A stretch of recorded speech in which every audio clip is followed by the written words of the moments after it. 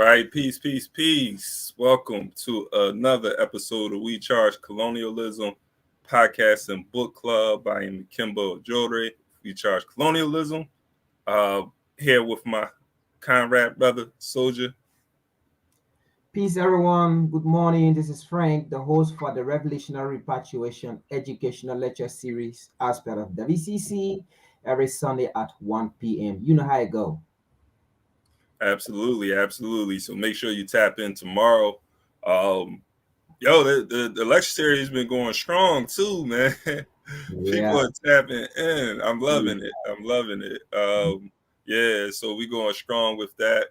Appreciate everybody too for continuing to tune in to our podcast and book club. Today we're going to finish or continue on with our reading of Kwame Nkrumah's The Revolutionary Path.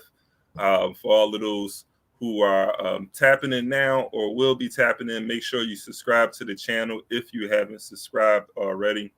And make sure that you like and share this podcast so we can get more people tapped into these discussions that we're having and the work that We Charge Colonialism is doing.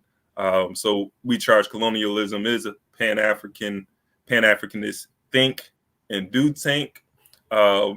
And part of our mission is to make sure that we're countering the colonial narrative, the European narrative of African people, and the conditions of African people and the experiences of African people. This is something that we have to have control over. We have to control our narrative. We have to define our reality. And that's what We Charge Colonialism is all about. So just getting that information out and having some very serious discussions. Here we are in Black History Month. Want to acknowledge Black History Month. And I think this section that we're going to read today with Nkrumah is fitting because he's going to be talking about Black Power, and he'll be speaking on the experiences of Africans here in the United States of America. So we'll get to that in the second half of our discussion.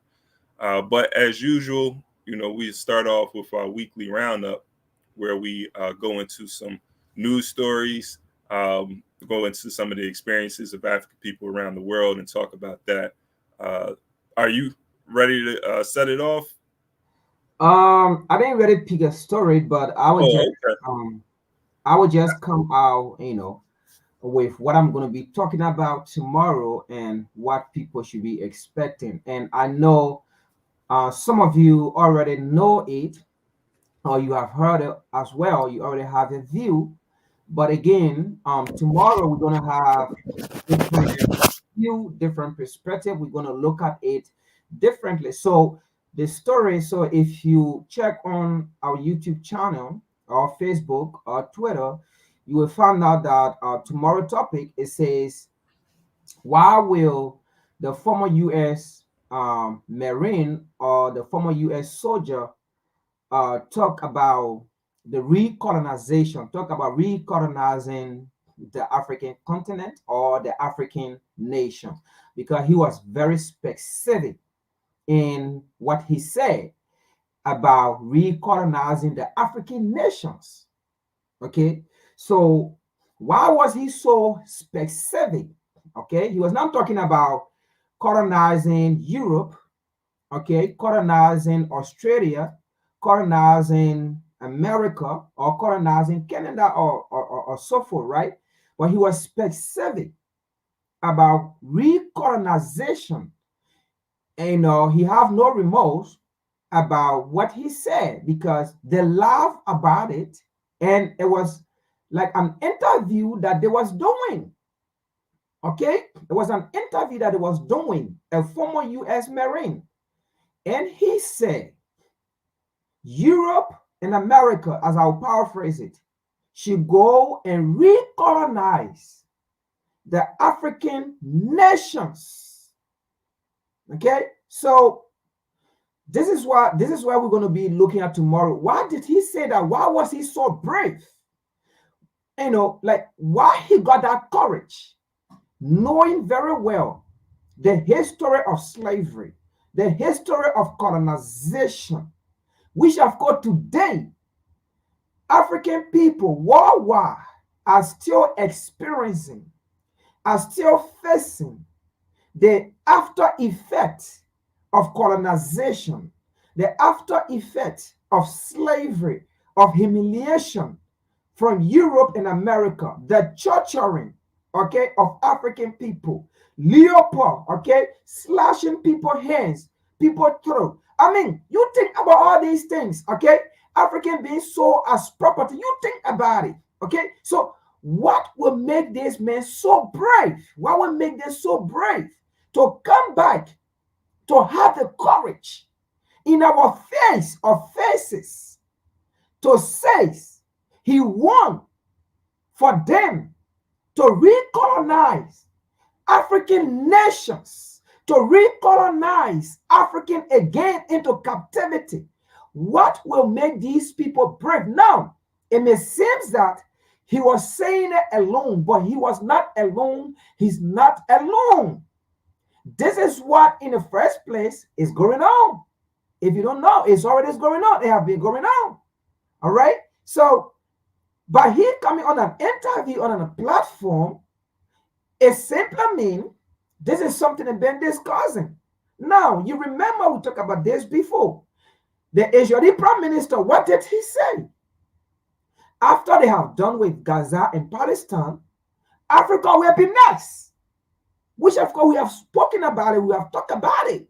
After they have done destroying Gaza, okay, killing the Palestinian, after they have done with the genocide, after they have done with taking the people land, Africa is next. So these people keep saying these things, maybe in just different way, but this man at this time, he was brave to actually come out with the word of recolonization. I have to say, colonization in the first place was good.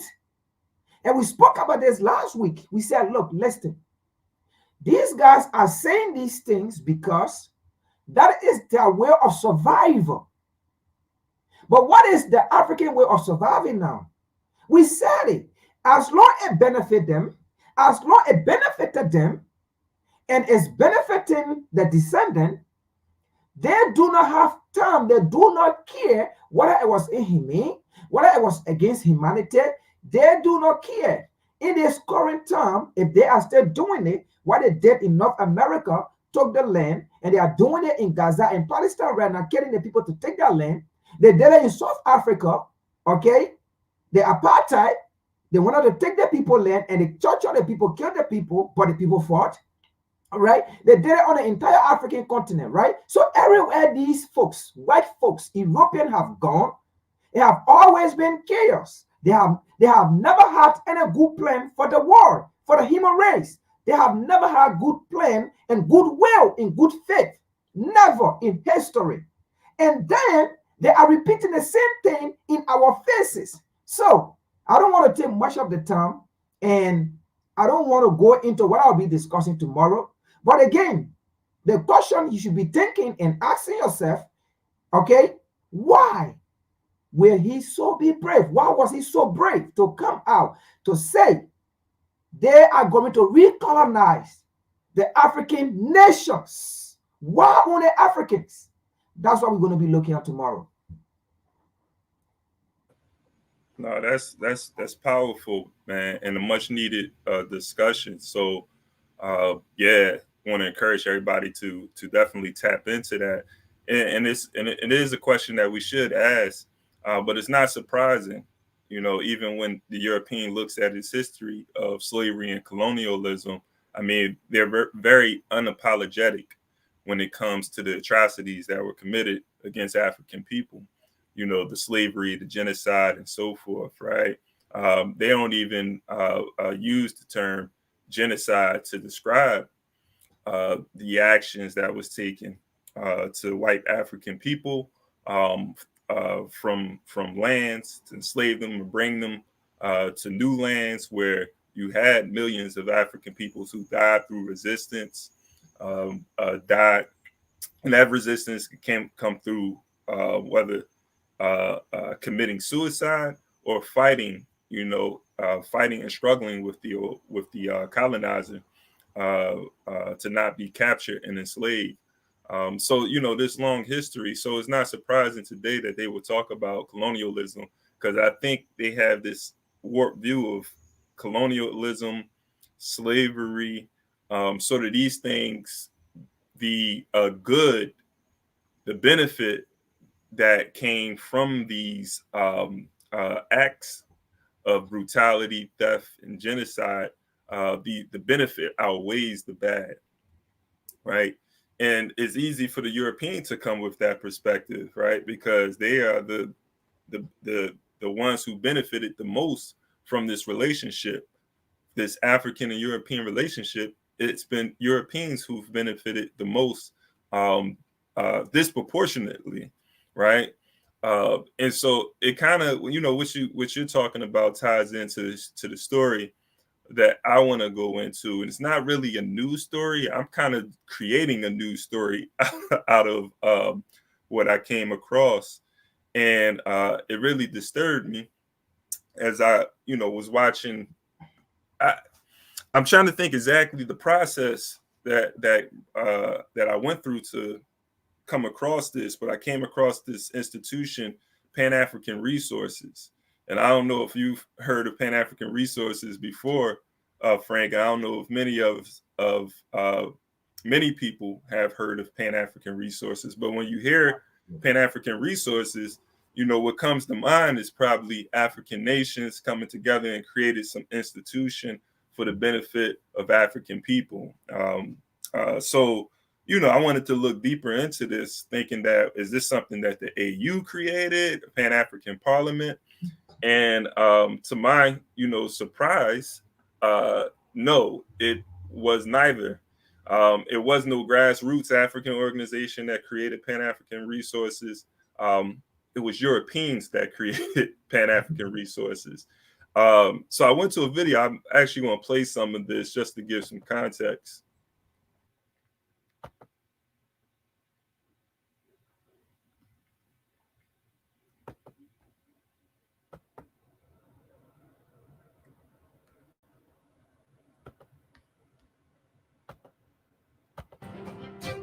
Hello and welcome back to Proactive London, where I'm joined by Kobus Lutz. He's the CEO of Pan-African Resources. Kobus, good to speak with you again. Thank you for having us. You're welcome. So Kobus, you're up with your interim results to the end of December today, and it looks like it was a pretty good 6-month period for the company, helped by higher production as well as that stronger gold price.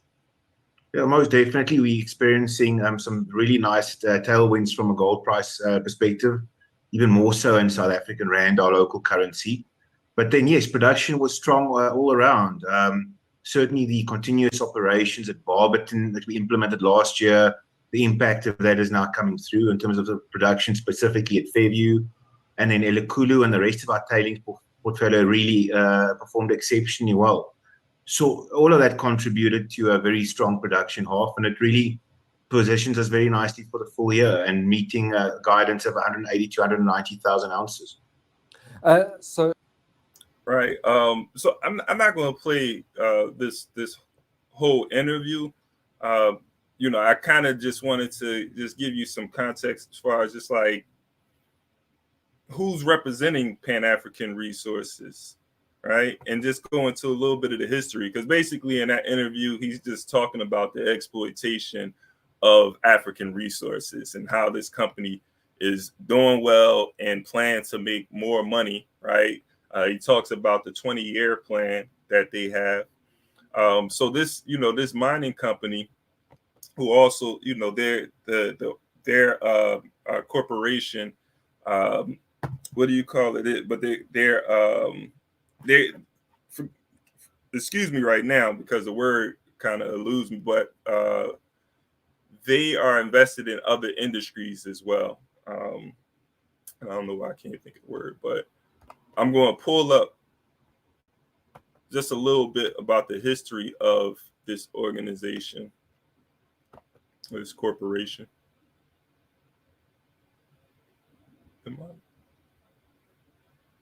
Am I still here? Yeah, you are here, but we can just see what you're showing us. How come I can't see myself? That's why. All right. Give me 1 second. I didn't open this up in a different screen. So hopefully I can go back to it though.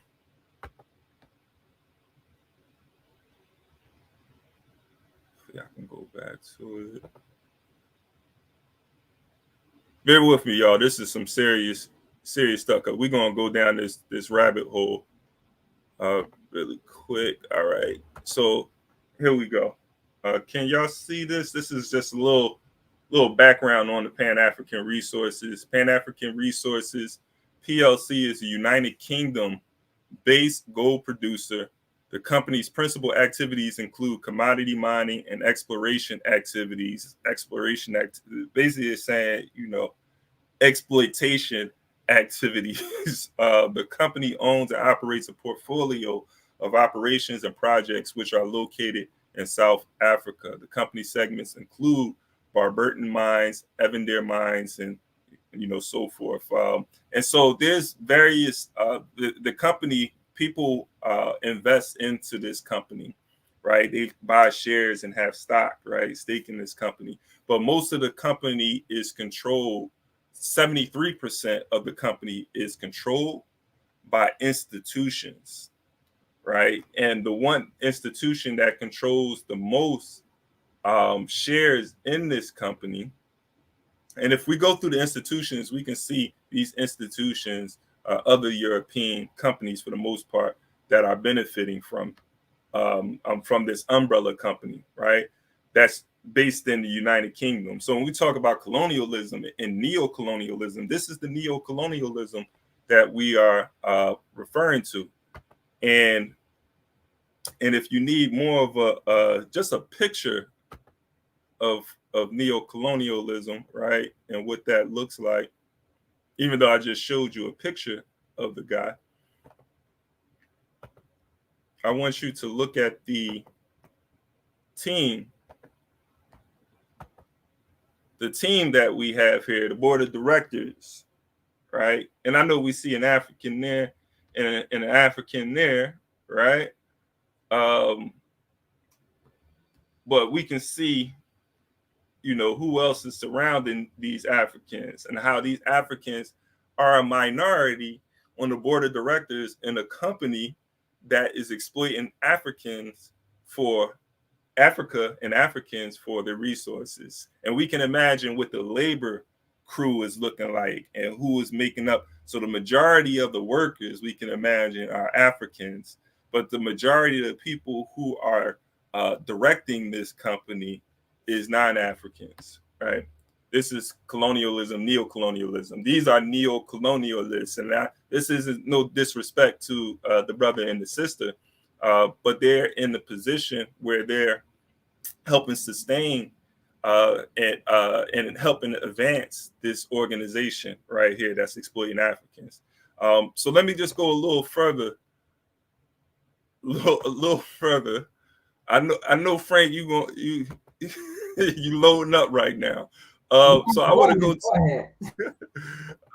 I know you got some stuff to say about this. So let me go to this. This is one of the companies. They own 21% of this company. They have the largest share. And like I said, most of the companies, 6 companies own 51% of Pan-African Resources. 6 companies. And then the 73% is controlled by multiple companies. But one of those who holds the largest is Alan Gray Investment Management Company. Alan Gray is an investment management company from South Africa. Now, when we go into the history of Alan Gray's, who Alan Gray is,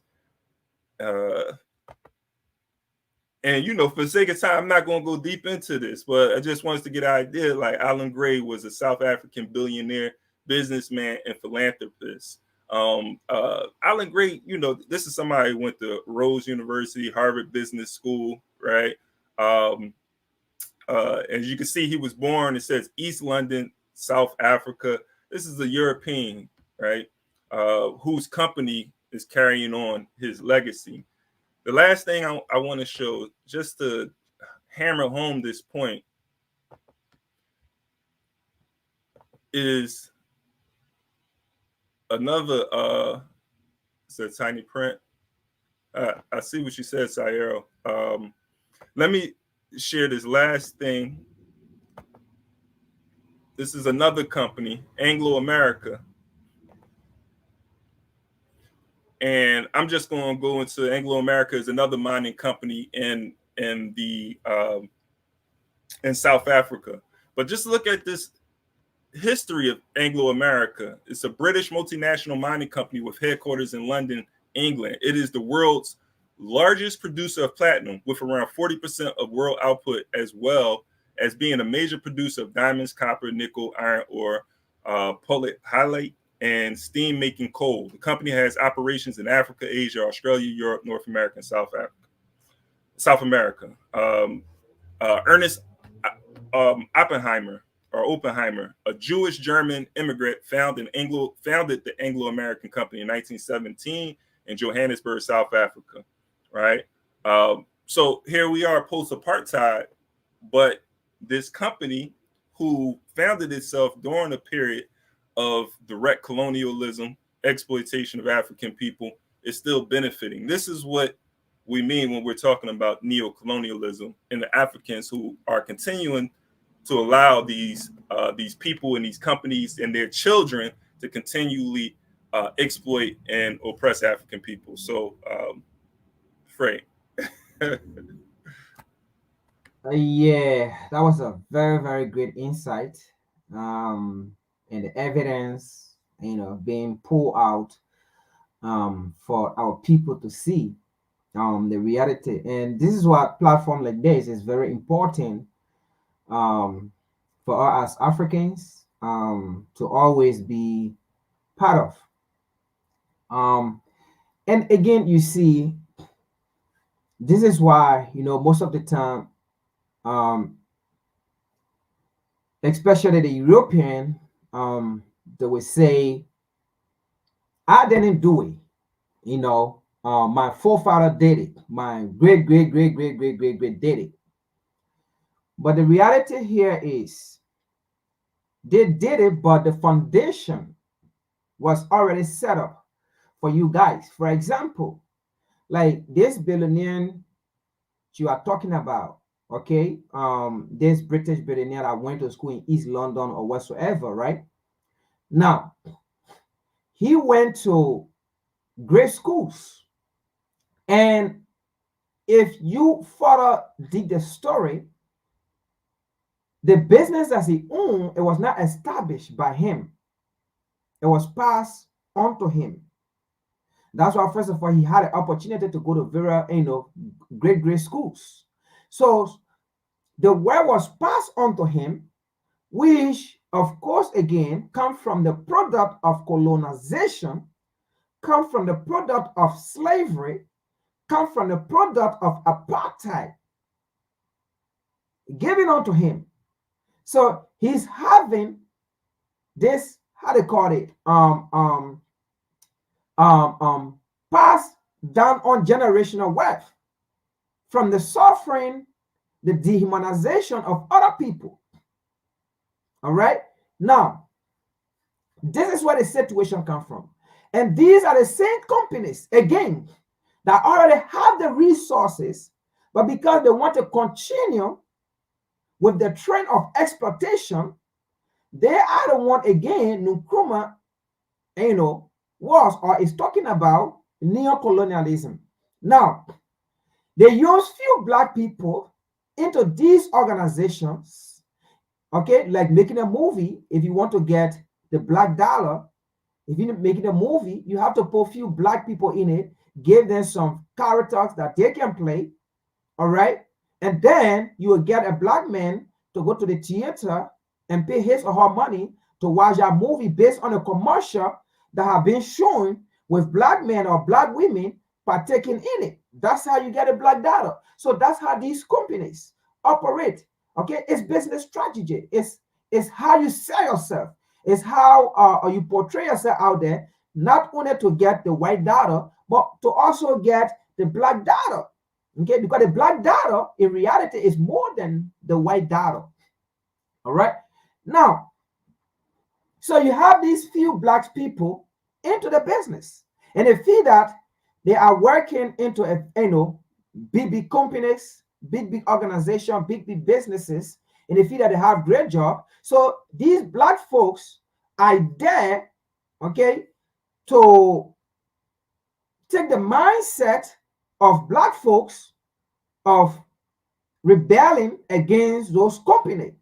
So they are like the cover face of neo-colonialism to convince black people that, look, listen, everything is okay, everything is fine, you can come, right? But at the end of the day, it's business that these guys are doing. And that's what, again, it comes to the point of saying, of these guys saying, right, we should go and recolonize the Africans nation, all right? Because it's simple for them and they can do it, all right? Now, what am I saying? They can do it. Over the years, right, we have seen African in the diaspora, all right, doing things that favor the Europeans, the Westerners, that don't favor Africans. And we are seeing Africans on the African continent doing things that favor the Europeans, all right, and not favoring African people. So both ways. So it is easy for them because they will always use the black men to go do the job. So by this saying, we can recolonize Africa again, the African nations, it is already in the making. They already have the people that they can use. All right, they have the people that they can use. When they got ready to go to Libya, who did they use? They used Obama. They used the black man. So when they are saying, let me be real here, when they are saying we need to recolonize the African nations, it just simply means things are becoming difficult for them. All right, Africans are standing out. Things that they was getting for free or for nothing, it is becoming difficult for them to get it, and Africans are standing out.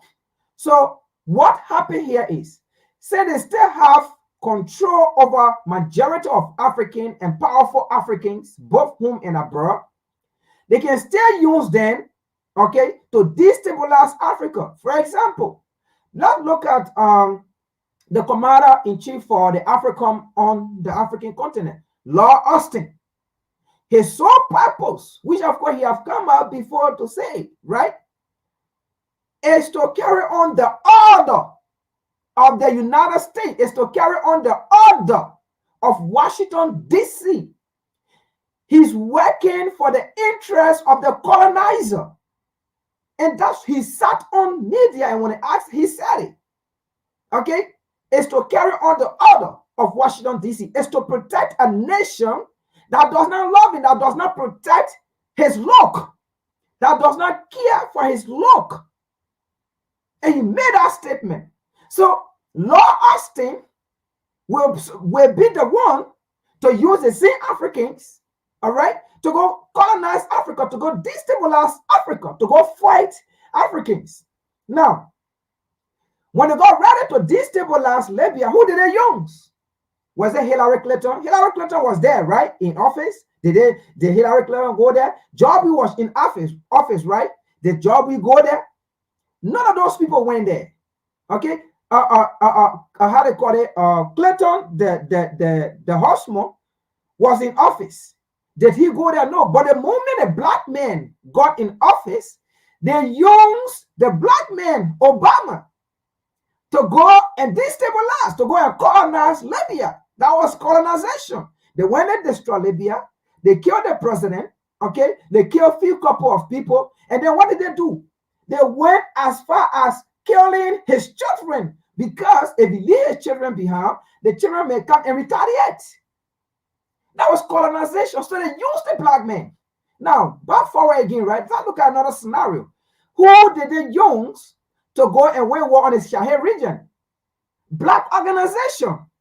Black men, Nana Akufo-Addo, Tinubu, okay, Macky Sall, and the rest, the lack of them. So they are not the one going to do the job. They already have black folks already prepared to go and do the job. You saw a black man sitting there in America here telling America what need to be done to come and colonize Africa when his brothers and sisters are on the other side of the aisle fighting for freedom, to take their land, to take their resources from the white man, from America, from Europe, from France, to take their liberty.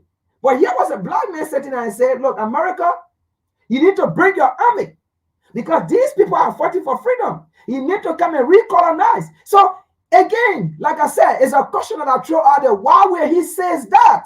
We need to go and recolonize the African continent because Africans are calling for it. We have African in power, both home and abroad, that are calling for it.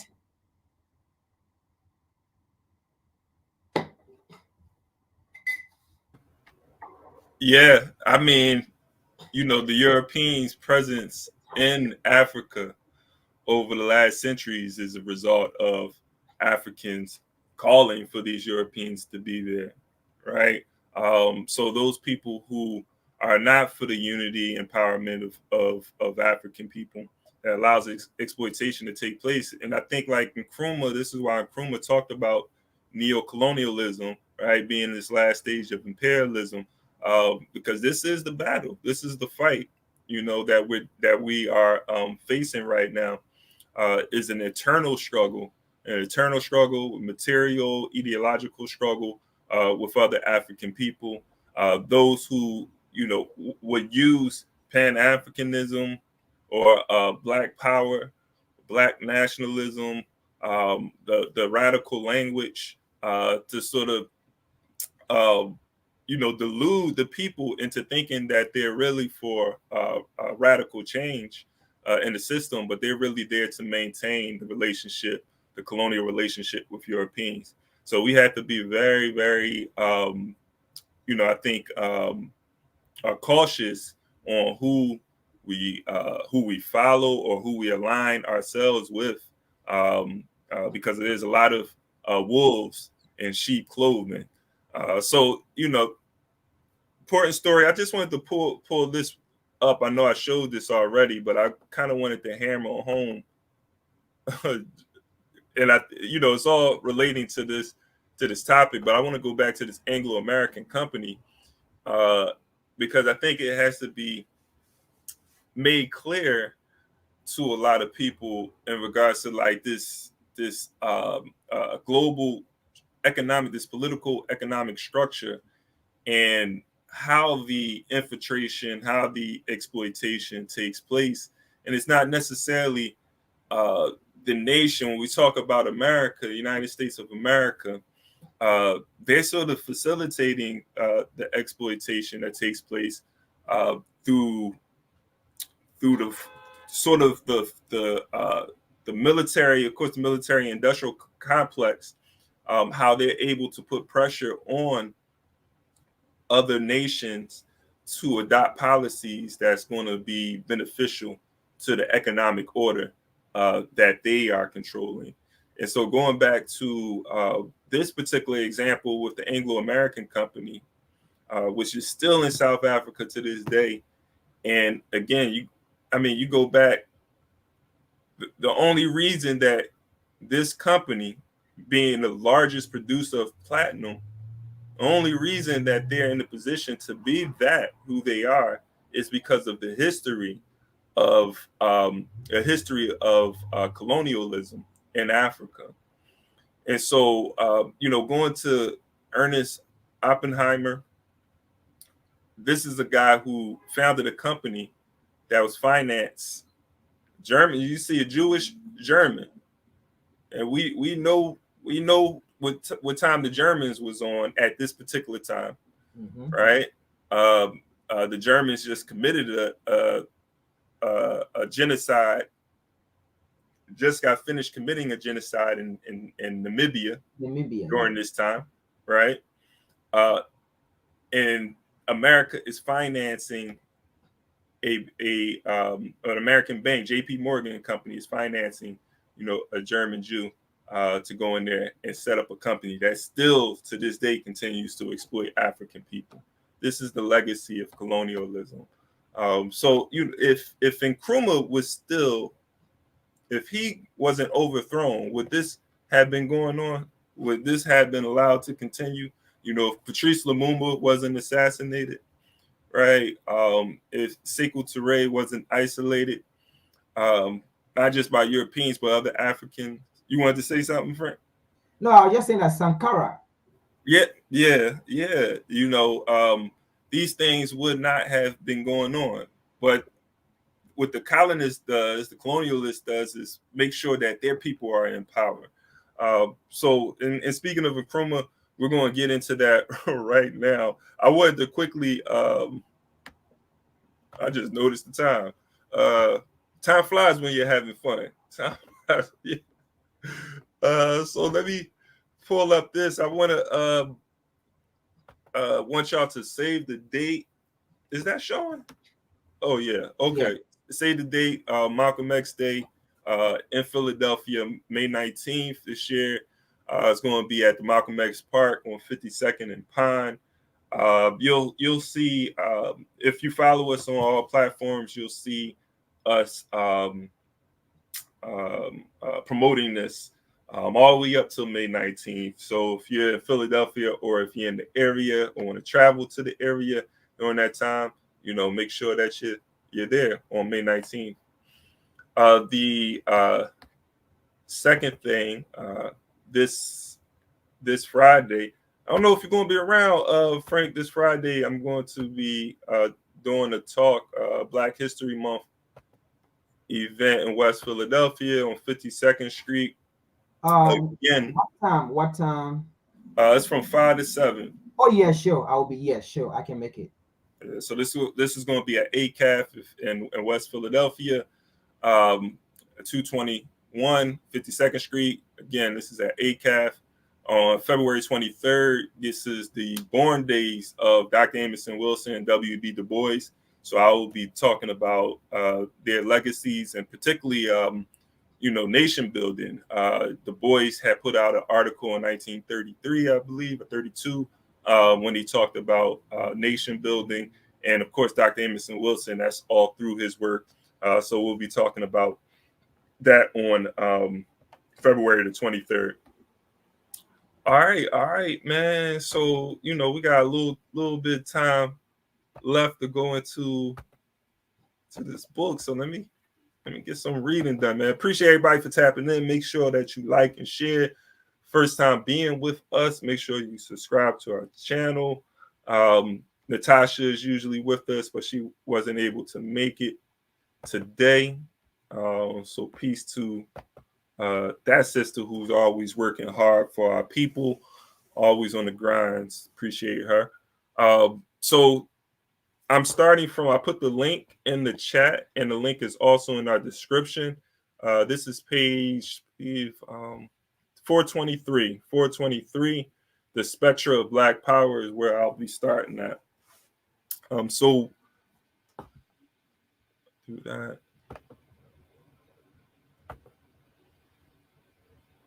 Let's make sure we do this right.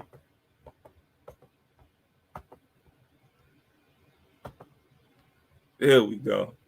Now we can begin. So with a decisiveness and force which can no longer be concealed, the spectra of Black power has descended on the world like a thundercloud, flashing as lightning.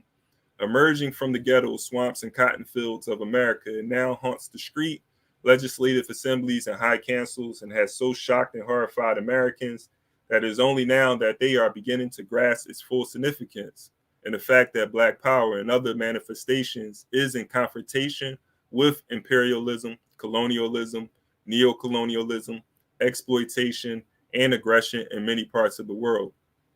In America, the Negro problem has been a more or less polite conversation piece since the first African slaves were landed in Jamestown in 1619. For 350 years, however, the subject of slave revolts has been tabooed and eliminated from textbooks. For the past 30 years, stringent efforts have been made to whitewash and obscure the real issue of the United States Civil War, whether African slavery should be continued or not. Indeed, it is no longer considered proper in the United States to mention the Civil War. Polite references are sometimes made to the unfortunate war between the states. After the Civil War, the 13th, 14th, and 15th Amendments to the United States Constitution did abolish African slavery and granted citizenship rights to the freedmen. Immediately, the majority of states passed laws nullifying these rights, and in general, public opinion all over the country supported their action. There were some legislators who pointed out the injustice and even dangers of this course. And in 1875, Congress passed a mild civil rights bill for the freedmen. But in 1884, this bill was repealed by the United States Supreme Court. And so, down through the years, people of African descent in the United States of America have been petitioning, pleading, going to court, and demonstrating for rights freely granted to every naturalized immigrant. As the United States grew richer, more powerful, and imperialistic, as it expanded and extended its influence and control throughout Latin America and the islands of the Caribbean, its racialism, oppression, and contempt for the peoples of African descent became accepted as an American way of life.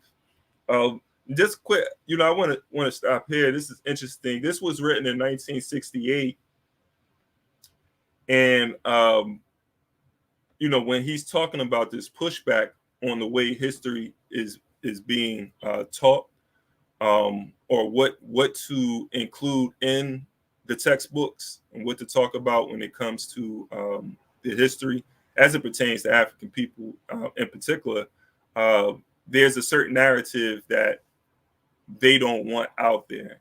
And this is the struggle that we see now with people who are trying to interject when you have African Black people in America trying to interject in the textbooks a narrative of resistance, a lot of our stories that are not discussed in the textbooks, and how there's this pushback and concern about that narrative from the Europeans because of the way that other Europeans may feel, and even Africans. It's not even just, Europeans feeling bad, white people feeling bad about this history, but also because they don't mention this, but there's also this fear of what it would ignite in Black people, right? A certain level of consciousness that they've been trying to repress since African people have been here.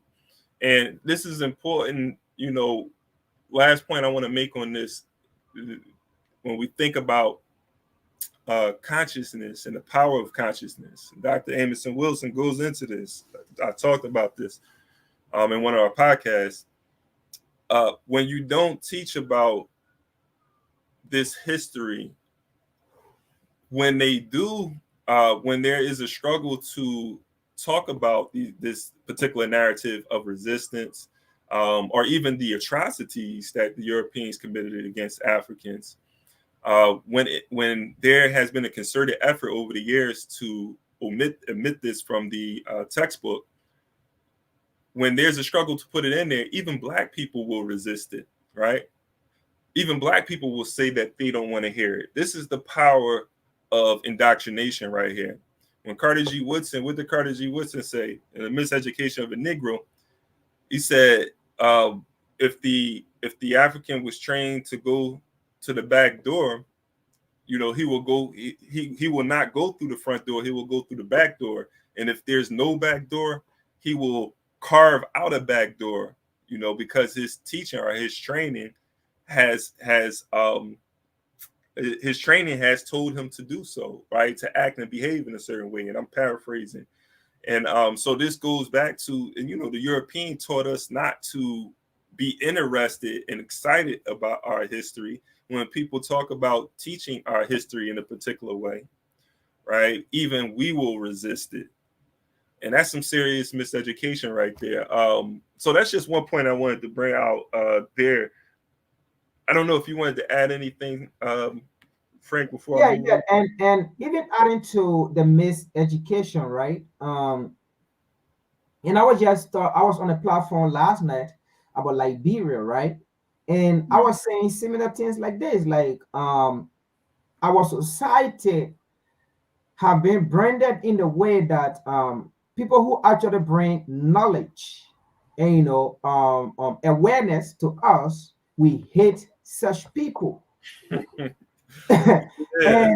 and people who come to lie to us, to indoctrinate us, those are the kind of people we like. For instance, right, in general, Black people have been brainwashed to the extent, if you come out with the truth that, listen, this is what we need to do, okay, to unite us. We need to focus on ourselves, because everyone are focusing on themselves. It's about them. So the only way we can move on, the only way we can survive, it should be about us, right? And then the same Black man that you're trying to educate will be the one to come and tell you you are the one being racist. And they will be the one to tell you, Yeah. Why can't we all just get along? When the reality here is, you are not the cause of the world not getting along. You are not the cause. You are not the problem. All right? You are not the problem. So when you want to tell them, look, listen, you are not the problem that the world is not getting along. You have no part to play in it. In fact, when you are leading the world was alone. The world did get along. When you are in power, the world did get along. But the moment the power drifted from you, the world drifted, and the world did not get along. And then when you tell them, look at history, look at the time when you go to the history of Kemet, and you start giving a history, the world was alone. And the reason why, to be frank, the white man was able to get along with the Black man, at that time the Black man was in power. And the Black man tried to educate the white man about the existence of the world, okay? About how they can read the star, all right? Even to the extent the white man was surprised that, but how can this man face gold? Because we own gold. We have already mined gold. It was not a white man that came and taught the Black man how to mine gold, how to dig gold. Our kings and queens had gold on their hands, on their gold earring, necklace, all of these things that the white man was like, where did you get these things from? How did you extract them from the ground? How did you, process it? We process these things, all right? But when you want to educate your brothers and sisters, like, once upon a time, when we had the war, when we ruled the war was united. There was no exploitation. There was no, going against each other or saying this. I mean, we were all one, all right? Black people did not create the word black. Black people did not create the word race, okay? It was the white man, when they came into power, they created these things called race, division. So when you want to tell your brothers and sisters, educate them, then they will come up and say, well, why can't we all get along? So right there, what I'm telling you, you are not getting the point. I'm telling you the reason why we can't get along. And then you're telling me I'm the problem. And that's where the major education come from. Yeah. Like when you hear people say, I don't want to hear that black stuff or that black talk, and then when you have the community, your brothers and sisters saying that, it kind of it's disheartening, but it deflates you in a sense where you don't want to have these conversations in certain spaces and with people. And I'm saying us, because we're gonna have these conversations, but you can see how some people may drift away from those talks because most of the people that are around them do not want to hear that talk. But it is important, just to add on to your point, we have to have this focus on our Africanness, being African, being Black, and what we should be doing for each other. And it's not the things, the organizing around our identity is to help us come together collectively and work together, but to achieve a goal of overturning the oppression and exploitation that's taking place in our communities. And so it's not to do what the European did. This is what people have to understand, not us, but when we have these conversations and we bring up what's the reality of the situation that we're in as Black people, we want to take action so that we can empower our communities, empower our people. We're not talking about being African and being Black just for the sake of being African and Black. Like, there are people who do that. There are people who just they're proud of who they are, and they want to invest and talk about the cultural aspect of who we are. But it's a political, economic mission that we're on. That's the culture we want to build, is bringing African people together, on the basis of controlling our resources, controlling our economy, controlling our political destiny and our social destiny. And that's why these conversations. Go ahead. And just to add on to that, right? I was watching an educational platform yesterday, and it was this brother from Ghana, right? And he had 2 white friends, so he was uncomfortable to speak about the issue. So they have these boys, the Hebrew Israelites, right, on the street preaching. So they had their son, and this my brother, African brother, was passing by, and then they call him, "Oh, brother, come, brother, come. You are trapped. You are part of the Israelites, And then he came, and then they asked him, "Where are you from?" He said, "I'm from West Africa." Then they said, "Where?" He said, "Ghana." And then they said to him, "But do you know that you are from the tribe of, how they call it, Judah, or you are part of the family of the Israelites?" And he said, "I don't want to talk about it." And then they asked him, "What do you know about slavery?" He said, "I don't really know." And it was like, "You say you're from Ghana, you're from West Africa, and you don't know nothing about slavery?" And then they asked him, "Who put your people into slavery?" He said, "But a lot of people went into slavery in the war. Almost everybody went into slavery." Mm-hmm. And then they asked him, "No, we are asking you, who put your people into slavery?" "Oh yeah, I mean, the whole world went into slavery." That was his answer. The whole world went into slavery. And then it was like, "Listen, who took people from Ghana to America on this land? Who put people from Ghana on the boat, okay, the door of no return, all of those things, into America, into Great Britain?" Well, I don't want to talk about that. I think we passed that. That was it. We passed that. I don't want to talk about it. Let us just move on. And so they was like, okay. And then they asked him, why you want to talk about it? Do you have a white friend? And he said, yes. And then he said, where are your friends? And then the friend, he was like, and then he called them, and then they came. So I was like, oh, so that's why you don't want to talk about it. So that's the point. Yeah. You see, the issue here is, the people, it's not like you are trying to defend anybody, but those people, they don't care. Mm-hmm. And because they don't care, that is why they said they want to recolonize Africa. And in the recolonization, you're going to ally with them because you don't want to discuss your history. You don't want to discuss what happened to you, what is still happening to you. Who did it?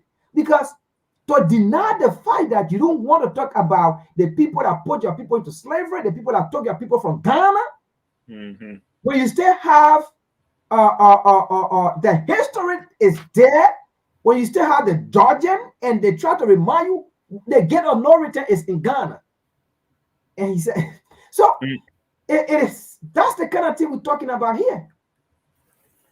Yeah, I mean, it allows for the sort of informal imperialism to continue to take place and the colonialism to continue to take place.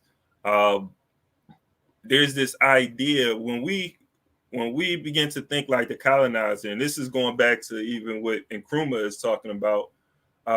He doesn't say it outright, but he gets into the resistance to a certain education, like a certain narrative of rebellion, right, that exists in our history that isn't spoken about. When we begin to think like the colonizer, we don't want to resist and overturn the system. African people must have a revolutionary mindset. we should be thinking about building systems, not integrating into the current system.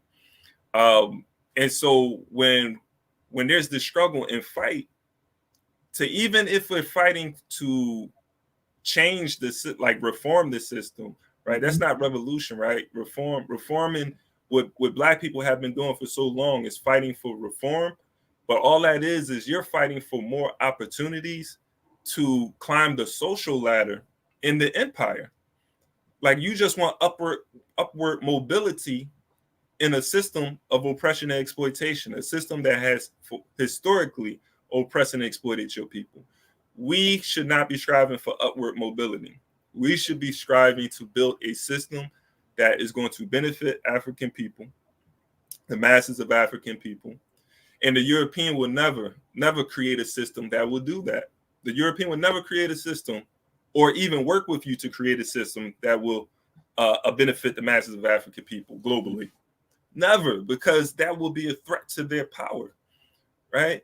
And, I mean, we gave examples earlier of corporations that for over 100 years, back to Anglo-America, 1917, over 100 years in South Africa, which is just a microcosm of what's happening, of exploiting and oppressing African people.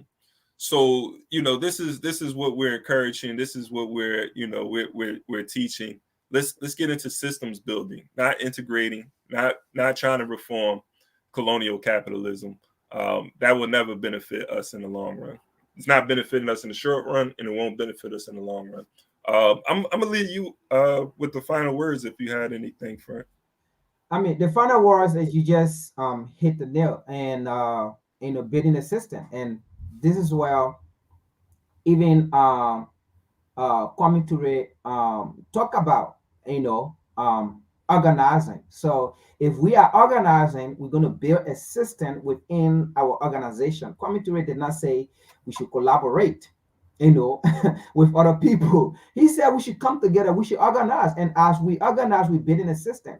And that is why even Messiah Gavi talk about, this integration. Like, we cannot integrate ourselves with a system that does not recognize us. We have to disengage ourselves with those people. So when you really look at the other Pan-African, they already laid out the blueprint, for us to follow, and that is why Pan-African is a threat, to the European, because they themselves, if you see that those people, they don't read these books, they read it. They read Kwame Nkrumah book, How to Guerrilla Warfare. They read it. They read our book.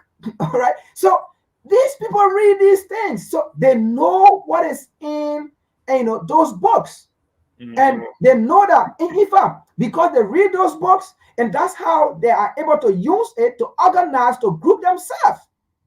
Okay. So it's just like the European coming to you, telling you that your symbols or your spirituality, your God you serve, everything, they are all fixed, right? They are fake, they are not real, right? And then they come to you with their God, right? And they present their God to you. But again, ask yourself, why are that European holding on to the African symbol? The same symbol they say, is voodoo. It's not, is how they call it. All kind of things that they describe is witchcraft and things, right? But they have these symbols that they communicate with. And because you fail to communicate with these symbols and they are communicating with it, that's why they are getting wisdom over you. Because these symbols are directing them. So these symbols feel that you neglected them. Okay? They feel that you are not worshiping them. But the white men worship those symbols. So those symbols feel that you yourself, their own people neglect them. And it is the white man that is worshiping them. Okay? And that's why the white men keep them. They don't want to give them out. Why would the white men say, you don't have place for this symbol? When the white man went to Africa, took the symbol from there. But the same white man come and say, no, Africa, we will keep the symbol because you cannot maintain it. You have no place for it. The same symbol they say is voodoo. It's witchcraft. But they have it. They're worshiping it. They're drawing that spirit onto it. And then they gave you their fake white spirit. And you go hang it on the wall. And that fake spirit, and they don't have that melanin to control that spirit to you. They have it, your spirit, your worship, and they're using it in their museum. Okay? They're using it in their houses, in their churches. They have it there in their quiet, secret places. But they come to you telling you, no, it's bad. But they're keeping it. Ask yourself, why are they keeping these artifacts?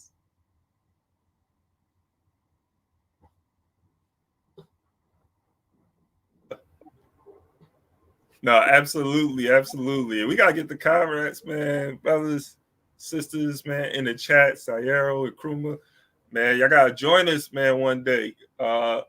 Join the conversation, man, because y'all be having the chat on fire.